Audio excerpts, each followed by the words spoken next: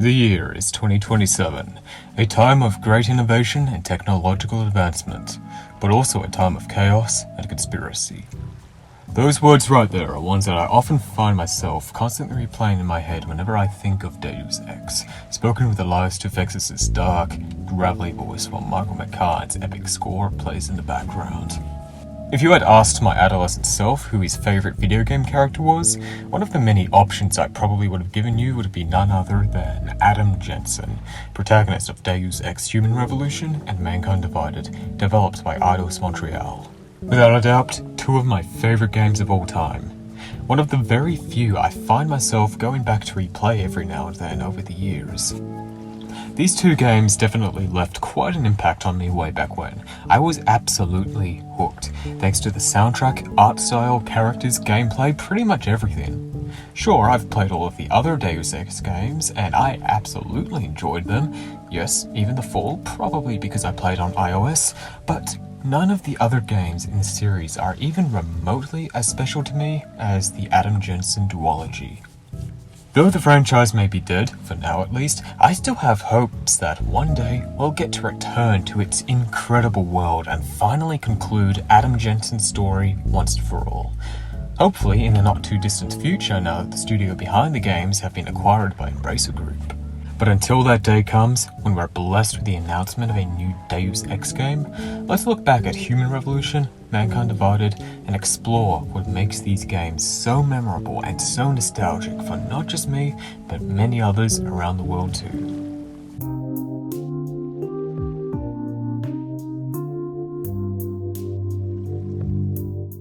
For the uninitiated, Deus Ex is a franchise created by Warren Spector set in the near future where the world has become a dystopian, cyberpunk society.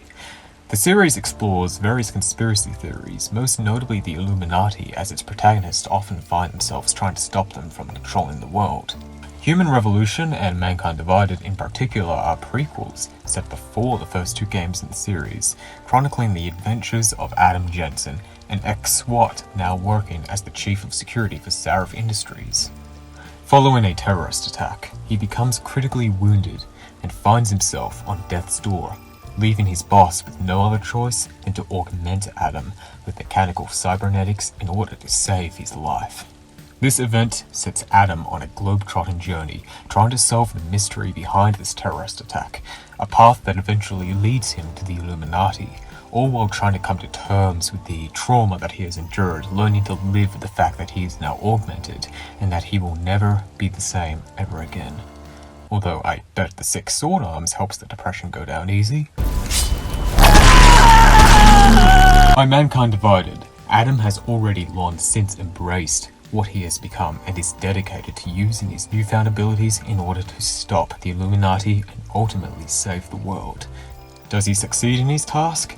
Well, you'll just have to play the original Deus Ex in order to find out. Also, Mankind Divided was left on a cliffhanger that was never resolved. That has caused me intense physical pain for the past 6 years. Nonetheless, despite how annoyed I was that the franchise got shelved after they left a lot of the story threads unresolved, I still enjoy going back to these two games all the time. Hell, I even have multiple save files set at the start of each level where I've used cheats to get tons of ammo and items for whenever I feel like jumping in for a few minutes just to absolutely demolish enemies. He's a good man. Admit it, Adam. A part of you likes him. I like everyone, Dr. Reed. Yeah, right. So with that, let's talk a bit more about the gameplay. These two games are, for the most part, first-person shooters. However, upon getting into cover, doing melee takedowns, or entering a conversation, the game will enter a third-person perspective. This is a detail I really like, as I feel like this helps you connect with Adam a lot more. First person to help you get inside his head, and third person every now and then to remind you of who you're playing as. A huge part of the appeal when it comes to the Deus Ex games is that you can play almost any way you want, whether you want to go stealth, loud, or maybe a mix of both. There are multiple pathways to your objective, and you can handle your missions any way you desire, including whether or not you want to go lethal or non-lethal, or maybe even persuade and manipulate others into doing what you want in order to avoid unnecessary violence. Personally, I almost always go stealth and do everything I can to avoid the enemy rather than directly engaging with them.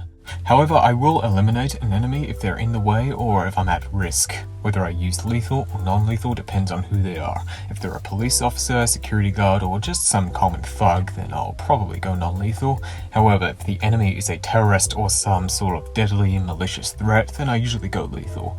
Best way to play if you ask me, a taste of both worlds.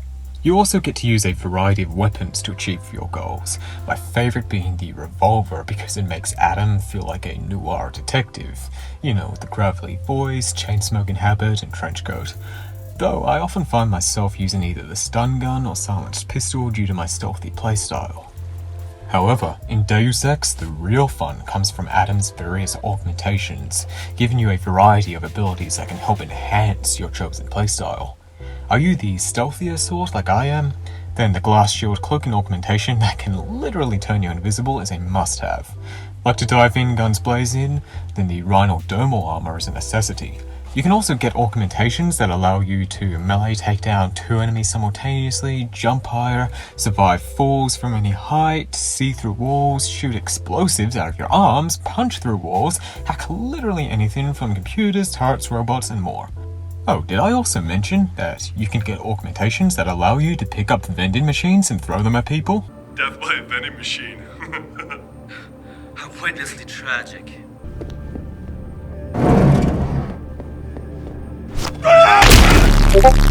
Another noteworthy augmentation is the Casey Social Enhancer. Throughout these 2 games, you will come across what I could only describe as conversational boss fights, where you must convince another person to do something you want. The Casey Social Enhancer can help with these boss fights, as it analyzes the behavior of the other person and gives you a psychological profile of them in order to help you figure out what the most appropriate dialogue options would be.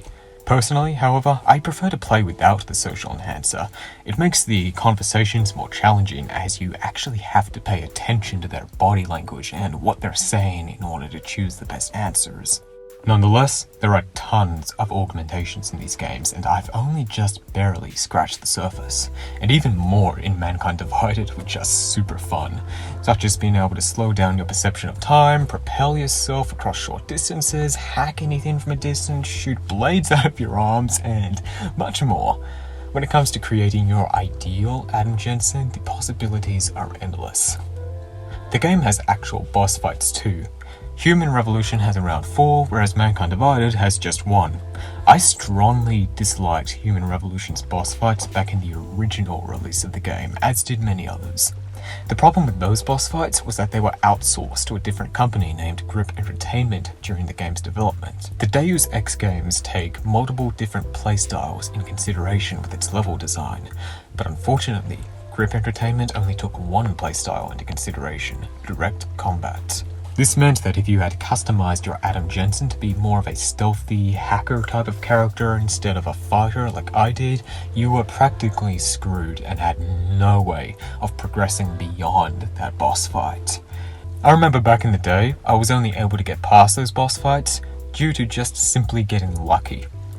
For example, the only way I was able to get past the game's second boss fight was because a glitch occurred, where the boss would freeze in place and not move at all, allowing me to just casually shoot her with my gun over and over again until she died.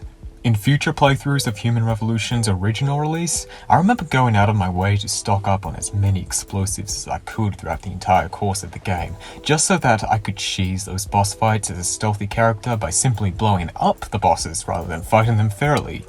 Hey, the game left me with no other option. Thankfully, however, the director's cut of Human Revolution, released a year after the original game, fixed the boss fights. I highly recommend the director's cut over the original release of the game due to that reason alone, as all of the boss fights in the game now facilitate different playstyles other than direct combat. Although, I'll admit I do miss the golden filter that the original game had, which was removed from the director's cut. I feel like it truly contributed to the atmosphere, the art style, and now that it's gone, it feels like there's something missing. Which leads us to our next topic. Let's talk about the art direction and character designs next.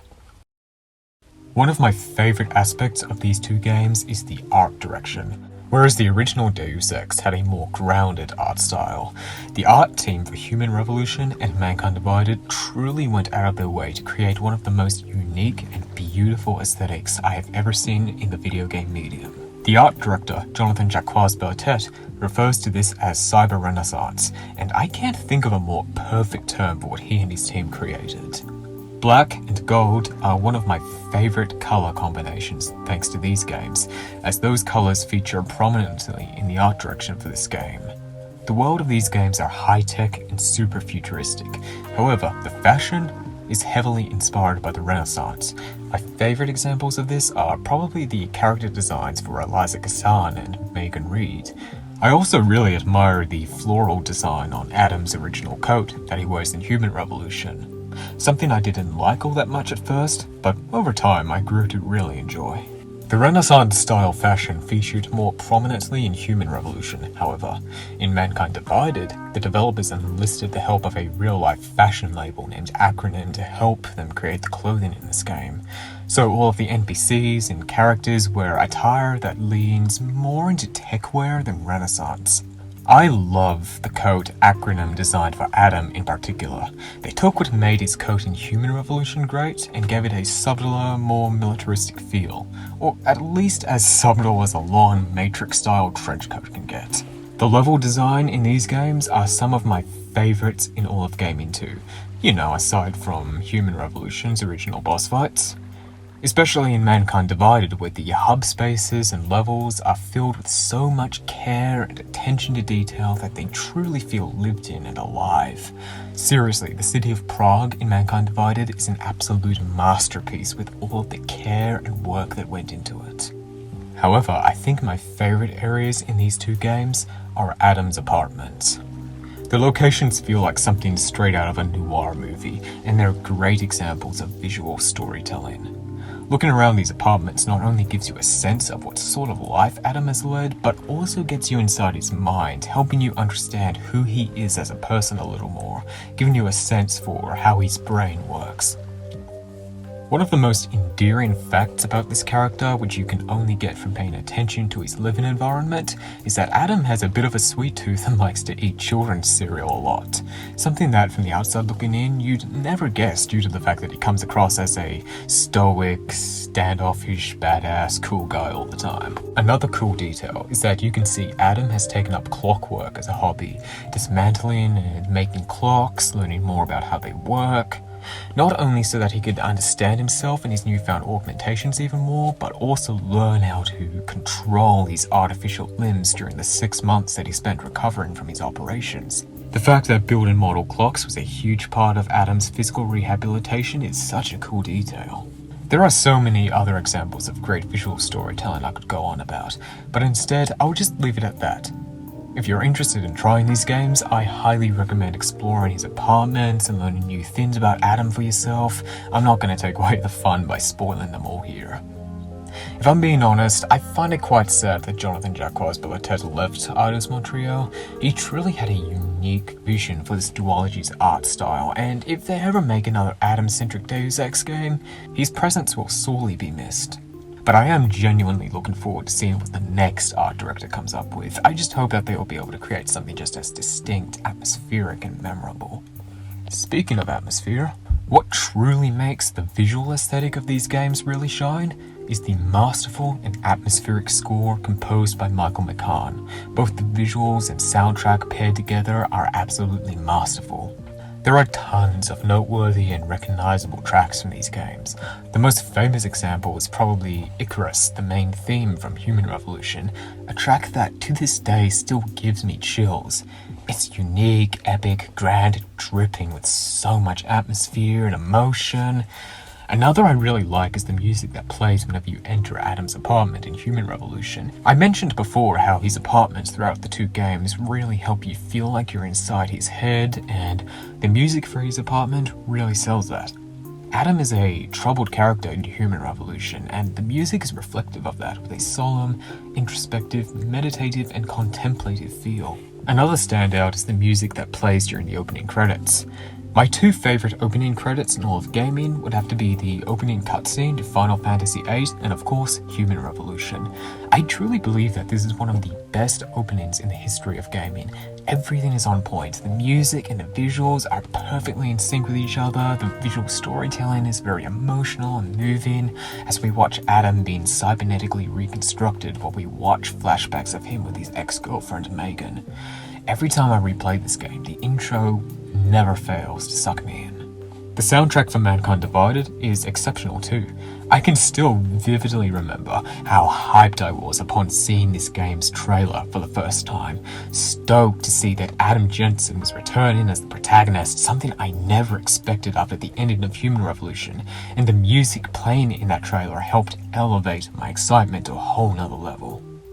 I also really love the music that plays during the game's final battle with Viktor Marchenko. It's very dramatic, tense, creepy, eerie, exciting, and climatic. Other examples from Mankind Divided's soundtrack I really enjoy are the music playing during the opening credits and in Adam's new apartment, which are really good. However, I still prefer the Human Revolution versions. Overall, Michael McCann did a fantastic job on the soundtrack. It's a little disappointing to hear that Michael McCann isn't interested in composing cyberpunk-style music anymore, but I understand from a creative standpoint. I would probably hate making the same thing over and over again too, and would want to do something new if I was in his shoes. Although I have to admit, a small part of me kinda hopes that he comes back if they ever made another Deus Ex, especially if Adam returns as the protagonist. Now, let's talk a bit more about the future of this franchise, because for the past few years it has been complicated at best. Not long after Mankind Divided released, the franchise was shelved by its publisher at the time, Square Enix. This was because the game's sales didn't live up to expectations, and there's a few reasons as to why. There was a lot of controversy during the lead up to Mankind Divided's release, which turned off some people from the game. The game was criticized for using the word apartheid during its marketing, as well as drawing parallels between the fictional orgs and the real-life discrimination of black people, particularly by using the phrase "Org Lives Matter," which is obviously very similar to the movement Black Lives Matter. However, I think the one controversy that did the most damage to the game's reputation at the time was the Augment Your Pre-Order campaign. As much as I love this game, even I have to admit that the campaign came across as greedy and it definitely rubbed some people the wrong way. Thankfully, the campaign was cancelled due to the negative reception, but the controversy didn't stop there, for the game ended up garnering even more controversy upon release due to its use of microtransactions. Honestly, I heavily disliked this too at the time. They're probably some of the most worthless microtransactions I've ever seen, and microtransactions should never be in a single-player game to begin with. Especially because pretty much all of those items you can get in the microtransaction store you can already unlock in the game pretty easily, such as credits, praxis kits, and weapons. If you're really desperate for those extra items, you're better off just installing Cheat Engine and using that to get those items or something. I see no difference because either way you're still cheating to get resources, the only difference being that one of those methods of cheating involves frivolously wasting away your hard-earned money. Also, another thing about the game people heavily disliked was the fact that the story was really short, and just as things were starting to get going, the game leaves you on a cliffhanger. There's a reason for this. Apparently there was originally going to be much more to the story than what we got. However, Square Enix made the developers split the story up into two parts so that they could have two separate games and make more money. However, when the game's sales didn't live up to expectations, the franchise was shelved and we haven't gotten a continuation of Adam's story since. It's such a shame that corporate greed ruined this game's story, and thanks to Square Enix wanting to split the game up, we haven't gotten a continuation since. I can't say I blame the developers at all for the controversies involving microtransactions and the pre-order campaign, considering that was probably all the publishers doing. Plus, I'm sure the developers must have been frustrated being forced to work on other projects instead of continuing what they started. This is a huge part of the reason why I'm excited that Embracer Group has bought the studio behind these games, Eidos Montreal, and Eidos have officially taken control of the franchise. As long as Deus Ex was under Square's banner, it was practically dead, and the chances of it ever making a return were extremely slim, perhaps non-existent. However, now that the franchise has found a new home under Embracer Group, who are keen on not only developing new sequels to Deus Ex, but also spin-offs, remakes, and remasters, the future is now looking a little more promising than ever before. Whether or not those future games are going to be any good, only time will tell, but at least the franchise now has a much brighter future than before. Still though, I'd be lying if I said I didn't have worries and concerns. Most of the people responsible for making those two games as special as they were have already left the company. As mentioned before, Jonathan Jacques Berlatet left Eidos to become creative director at the studio Rogue Factor, and of course Michael McCann is no longer interested in composing music for cyberpunk-style games. Though I think the biggest blow to the series is the fact that the lead writer, Mary DeMarle, has also left Eidos to work for BioWare, which is probably a good thing for BioWare because after some of their more recent games... Alright, what happened? To who? To whom? And your goddamn father? Sorry, my face is tired from dealing with everything. Yep, they could definitely use a good writer or two.